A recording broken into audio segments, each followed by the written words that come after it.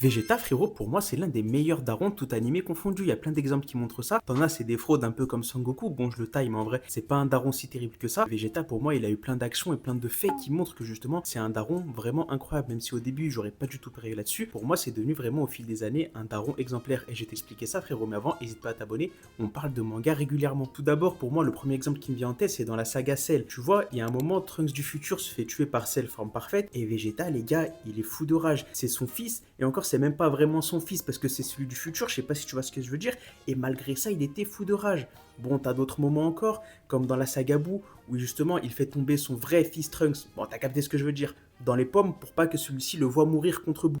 Et pour finir, le dernier exemple, c'est dans Dragon Ball Super, quand Beerus il fout une claque à Sagadji, les gars. Il est rentré en mode full berserk, fou de rage, il avait le niveau d'un Super Saiyan 3 en étant en Super Saiyan 2. Pour moi, il n'y a pas une meilleure démonstration d'amour. Ça se voit, Vegeta, c'est trop un Algérien, frérot. Il est calme, et dès que tu touches à sa femme, il devient fou de rage, c'est un truc de fou.